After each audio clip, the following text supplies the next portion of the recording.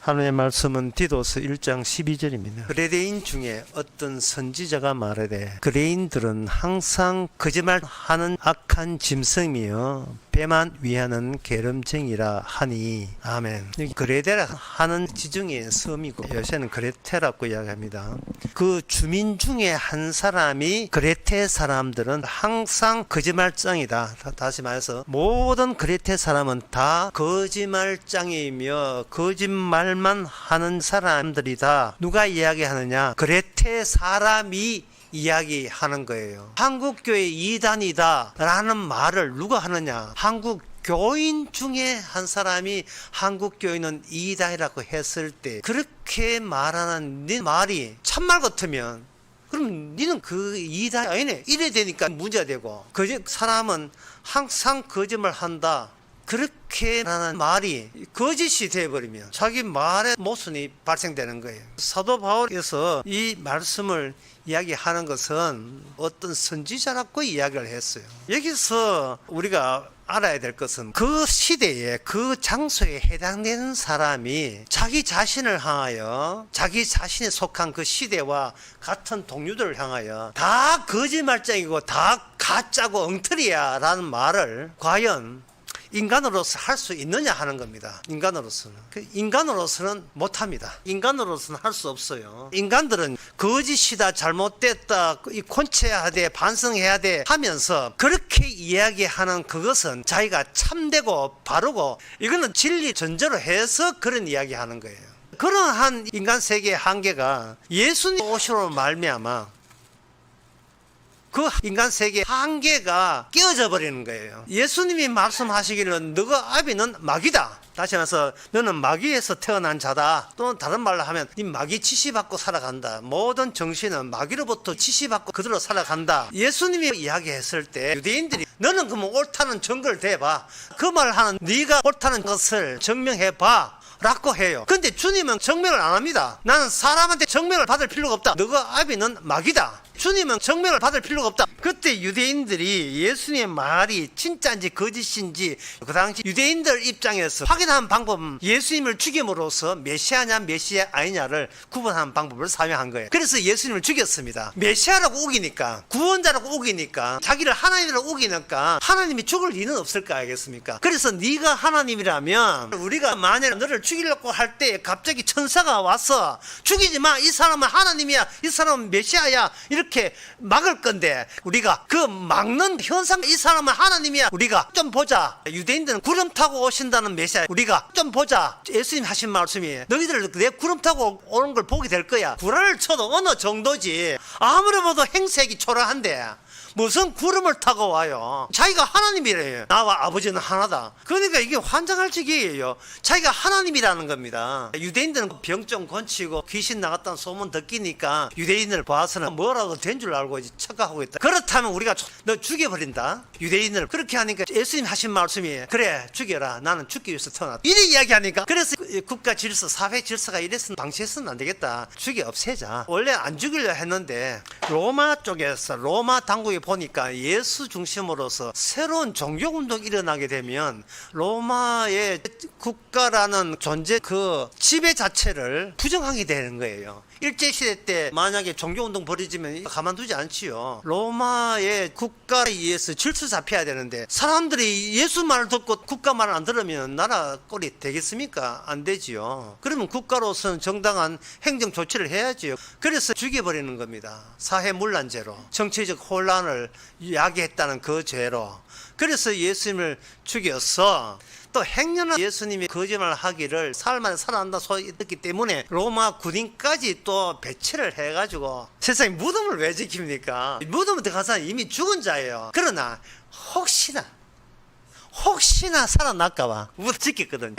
단속을 한 겁니다. 두 번 다시 딴소리 못하게 사흘 만에 막달라 가보니까 예수님의 말이 진짜인지 사람이 없어요. 로마 쪽에서는 이게 살아난 게 아니고 시체에 훔쳐가 놓고 전에 예수가 살아있을 때 했던 이야기를 정당화하기 위해서 제자들이 숨겨놓고 살아났다고 예수가 살아있을 때 했던 부활했다는 그 거짓말을 실제는 사람은 부활되지 않는다. 그리고 부활되었으면 자기만 부활됩니까? 다른 사람은 인간 아닙니까? 자기만 부활했다는 그 점이 더 수상하다는 거예요. 그런데 고린도전서 보니까 예수님 부활해가지고 약 500명한테 나타났어요. 사도 바울에게 나타나고 제자들에게 나타나고. 그렇게 해서 지난 시간에 고린도전서 15장에 내가 너희께 전한 것은 성경대로 그리스도께서 우리 죄를 위해 죽으시고 장사 지낸 바 되었다가 성경대로 사흘 만에 다시 살아났다. 성경대로 살아났는데 지금 어디 계시죠? 네. 살아났는데 어디 계시냐 이 말입니다. 우리한테는 왜 안 찾아오죠? 여기서 살아나신 주님을 만났다는 사람이 나타나기 시작합니다. 예수님이 죽었다가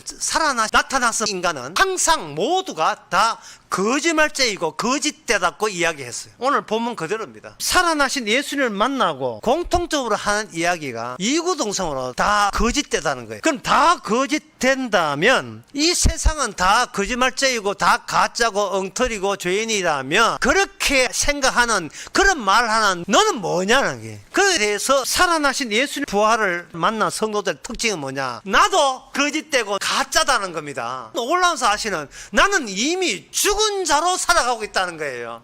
예수님이란 거짓말하는 불씨를 껐는데 이 거짓말 불씨를 끈 게 아니고 이 거짓말 불씨 끄는 것 때문에 거짓말 불씨이 온 사방에 더 퍼지게 돼 있어요. 전에는 예수 당신 거짓말 뭐야? 이게 관심사였는데 이제 예수님이 부활되고 난 뒤에 성령을 받은 사람이 등장하고부터는 도대체 거짓말하는 인간이 뭐냐? 예수님이 부활되고 난 뒤에 관심사가 확장되었어요. 확장된 이 세상은 거짓이고 다 엉터리야 라는 거 이야기 하는데 예수님의 부활로 성령을 받은 사람이 내가 가짜라는 것을 이제서 알겠다는 거예요. 내가 가짜라는 걸 알게 되면 자기 자신을 위해서 밥 먹고 일하고 운동하고 돈 벌고 자식 키우고 교회 다니고 하는 모든 것이 모조리 다 할 필요도 없는 일이 되는 거예요.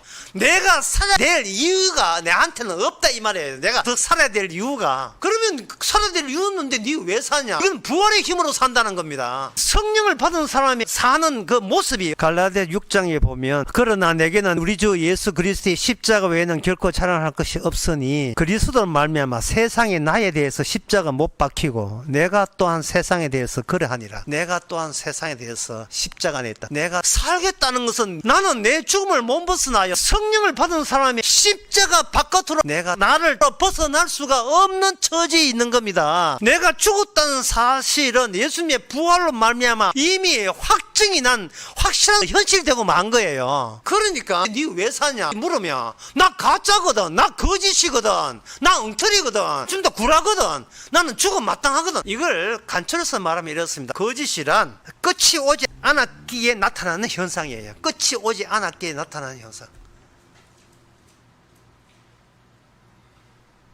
모든 것이 끝이 되게 되면 끝까지 가본 나는 거짓입니다. 다시 말해서 나는 이미 죽은 자입니다. 나는 죽은 자입니다는 말은 나를 심각하게 만들 그런 또 다른 일은 이 세상에 없습니다는 뜻이에요. 나를 진지하게 만들 일은 없습니다. 왜? 모든 것이 이미 확증이 난 확실한 그리스도로 말미암아 당연한 일, 연속이기 때문에 내게 일어나는 모든 것은 일어나야 되기 때문에 일어나는 거예요. 거짓에 대한 하나님의 고발과 심판, 그거는 거짓이기에 하나님 앞에 당해야 될 심판 현상의 연속이죠. 그래서 이미 성령을 받은 죽은 자에게서는 전혀 십자가 외에는 결코 심각한 일은 없습니다. 살다가 죽으면 죽는 게 아니고 이미 죽으면 자로 그리스도와 함께 부활됐기 때문에 안 살고 싶어도 예수님이 부활됐다는 사실을 알리기 위해서 계속 이 땅에 그리스도와 함께 죽은 자로 성도는 성령을 통해서 이런 신세로 살아가고 있는 겁니다. 그렇게 보니까 이 세상이라는 것이 이게 지옥의 매포소, 지옥으로 가는 초입에 이 세상이 놓여 있다는 사실을 발견하게 됩니다. 모든 것이 거짓되고 모든 것이 엉터리예요. 그러면 왜 인간은 거짓되냐? 성도는 성령을 통해서 성도는 알죠. 인간이 거짓된 이유는 이 땅에 어떤 고정된 자리를 부여받지 못해서 그들은 계속 헤매고 있기 때문에 거짓된 겁니다. 부여받은 고정된 것이 없어요. 그게 야고보서 1장 17절에 보면 가장 좋은 은사와 온전한 선물은 다 위로부터 들의 아버지로부터 내려오나니 그는 변함이 없으시고 회전하는 그림자도 없다는 거예요. 그러면 이 세상은 뭐냐? 항상 변하고 있는 그림자에 지나지 않는 거예요. 그리고 그 그림자가 고정된 것이 아니고 늘 회전하고 변화하는 거예요. 인간의 거짓이라 하는 것은 고정된 것을 이 세상에서는 구할 수도 없고 찾을 수도 없고 얻을 수가 없어요.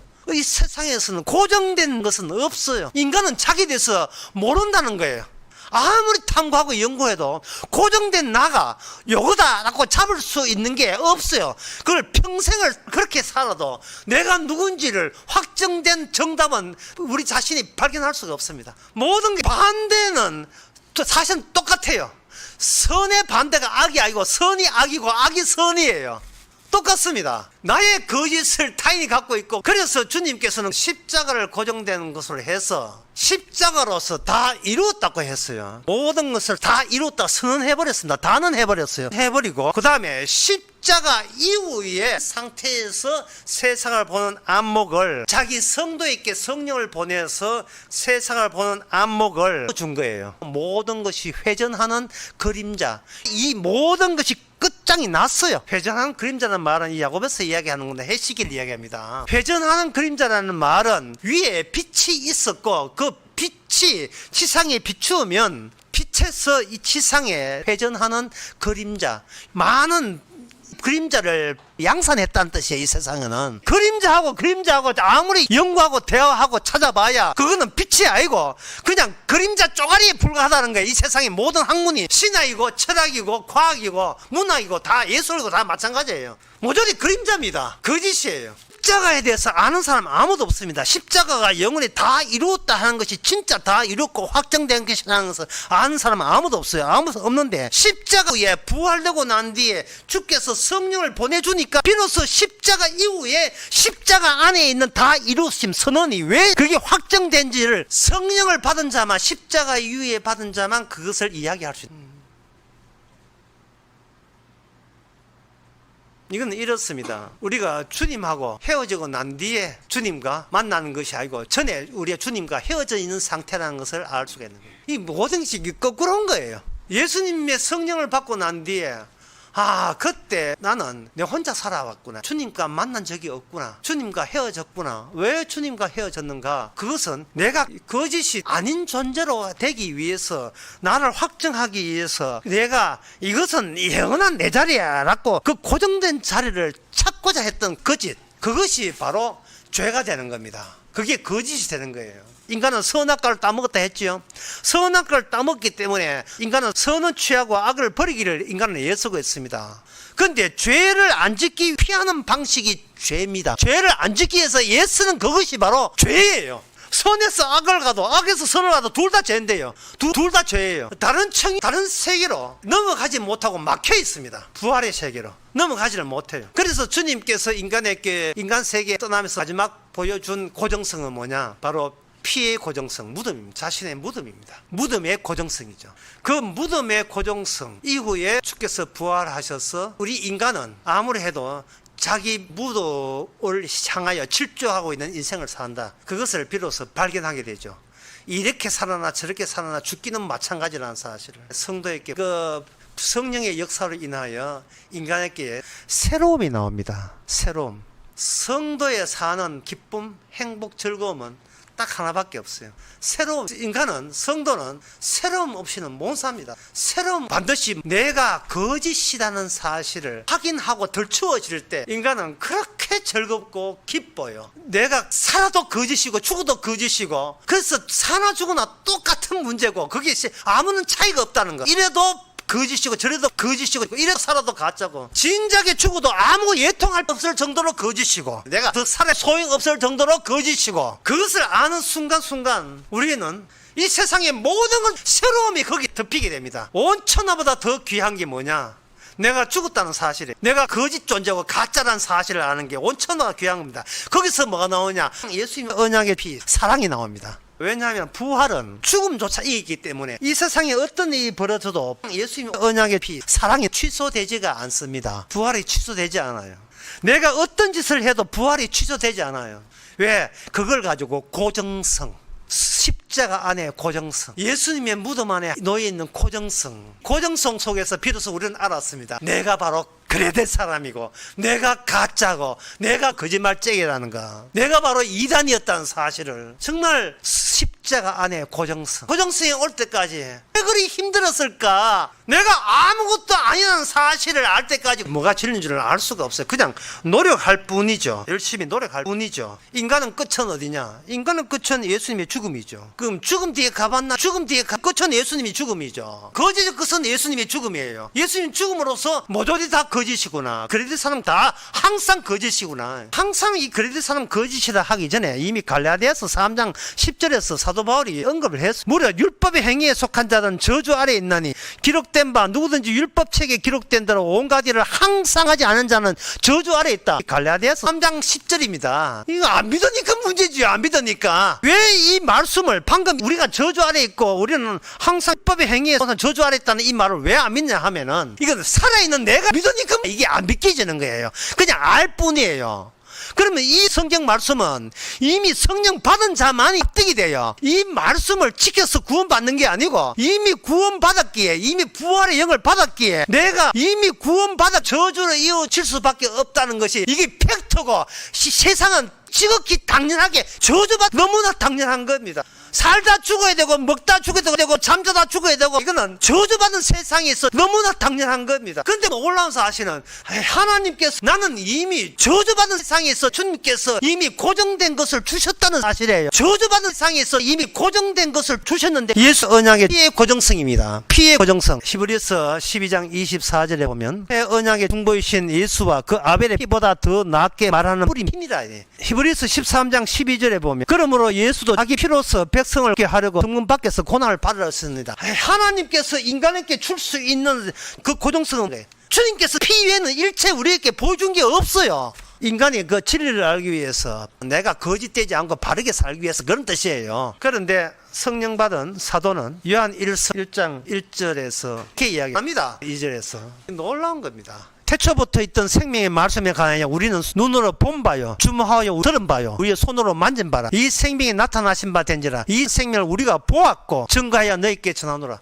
영원한 고정성을 예수님 부활하고 난 뒤에 성령 받은 사도 요한은 바로 예수 그리스도를 회고하여서 소급해서 이미 자기가 구원받은 상태에서 소급해서 이제 고정된 것은 하나님이 인간에게 이미 주신 바 구원받은 상태에서 이야기하는 거예요. 그게 뭐냐 하면 요한 1장 7절에 그 아들 예수님의 피가 우리의 모든 죄를 깨끗하게 했다는 거예요. 교회가 천국을 막습니다. 예, 신학이 천국을 막고요. 교회가 천국을 막아요. 내가 천국을 막습니다. 내 구원 받고자 하는 욕심이 천국을 막았어요. 그런데 이게 슬픈 이야기야 아니고 신나는 이야기여야 합니다. 내가 천국 가고자 하는 내가 왜 그전에 가짜인 것을 왜 몰랐는가 말이죠. 성경 보고 말씀 듣고 예배 참석하는 이 자체가 이 엉터리고 거짓말의 연속이고 이게 가짜인 것을 왜 몰랐는가 말이죠. 왜 몰랐는가. 이게 이제 좋아서 신나는 겁니다. 이 정도로 신나야 돼요. 이거 우리 다 죽은 거예요. 왜?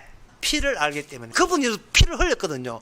피 흘린 분을 눈으로 본 바요, 만진 바요, 목도했다는 거예요. 사도 요한은 왜 도망갔느냐? 그때는 성령을 안 받았거든요. 그때는 예수님을 이용하려고 했단 말이죠. 내 구원받기 위해서. 예수님 받으면 천당 갈 줄 알고 이용한 거예요. 요한복음 1장 22절 보면 이 말씀을 하시고 저희께 향하여 숨을 내쉬며 성령을 받으라. 너희가 누구 죄든지 사하면 사해질 것이고 누구 죄든지 그대로 두면 그대로 두리라. 성령을 받고 난 뒤에 이 말씀을 하셨거든요. 그러면 성령 받기 전에도 이 말씀을 마태복음 16장 9절에서는 이렇게 이야기하고 있습니다. 내가 너에게 천국 열쇠를 주노니 너가 땅에서 무엇인지 매면 하늘에서 매일 것이고 너가 땅에서 무엇 풀면 하늘에서 풀리리라. 이래 있어요. 살아도 산 게 아니고 죽은 자였다는 사실을 그 이야기 함으로써 다른 사람에게 바로 고정된 확정된 다른 세계가 이 세상에 중첩되어 있다는 것을 알 수 있는 주의 정인되는 겁니다. 이 과거를 거짓이라고 이야기할 수 있는 거예요. 사도 요한이 요한일서 쓰기 전에 예수님 피 흘린 걸 알면서도 요한일서 같은 이야기를 못했어요. 근데 성령이 오고 난 뒤에는 주께서 피로써 확정적 다 이루었다 선언하시고 나중에 성령 받고 난 뒤에 그것을 반복시키는 거예요. 그걸 우리한테 베풀어 하는 거예요.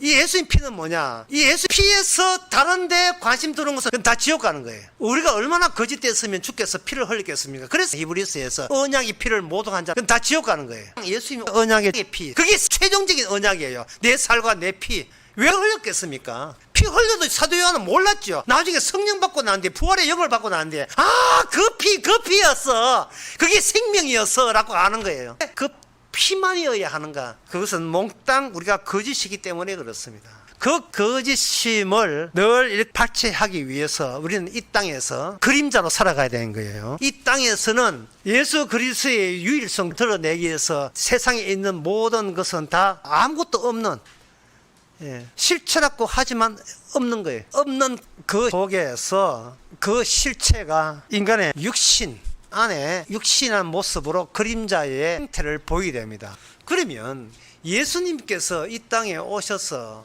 그냥 예수님이 오셔가지고 죽으신 것이 아니고 인간의 육신을 가지고 오셨거든요. 이 죄 있는 육신을 가지고 오셨는데 돌아가셨습니다. 그러면 예수님이 다 이루었다, 피로 용서를 받는다, 피로 영생이다, 천국이다 되려면 주께서 우리의 성도의 육신이 필요한 거예요. 우리의 육신에다가 뱀의 후손과 여자의 후손의 그 대결 약속 구조를 우리 속에다가 집어넣습니다. 집어넣는 방법은 말씀을 가지고 집어넣어요. 이제 성령 받고 구원받은 상태에서 어떤 말씀, 오늘 본문 말씀도 그렇고 여러 가지 말씀을 딱 보게 되면 그레테 사람은 거짓이다. 그러면 우리 속에 있는 여자의 후손과 뱀의 후손이 있으니까 선악체제가 가동이 되죠. 나 거짓말죄 안 될래. 나는 예수 믿고 복음만 전하고 참된 사람 돼야지 라고 하죠. 그게 바로 거짓이에요.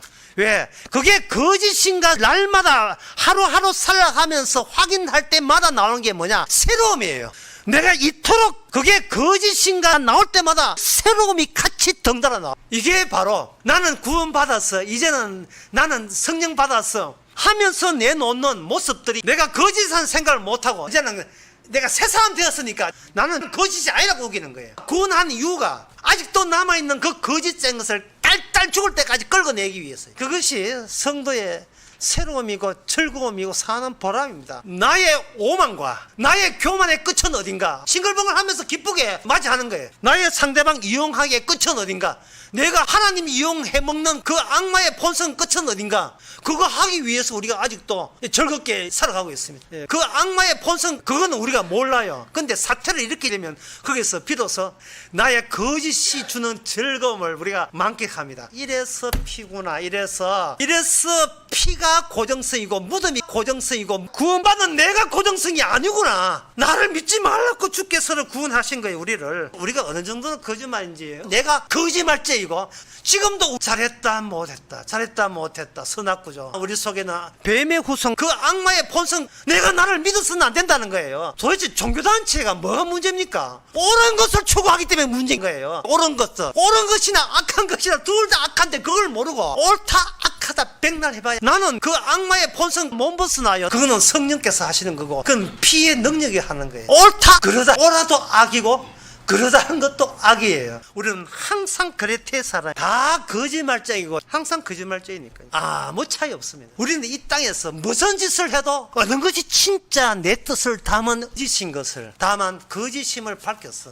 늘 성령이 주신 새로움에 감사하면서 주의 등인 되시기 바랍니다. 기도하겠습니다. 하나님 아버지 거짓되고 자기밖에 모르는 그런데 이것이 어떻게 이렇게 즐겁고 감격스럽고 기쁜지 주여 이미 십자가에 다 이루으신 예수님과 함께 죽은 자로서 살아있는 그리스도만 증거되는 저희들 되게 하옵소서. 예수님의 이름으로 기도합니다. 아멘.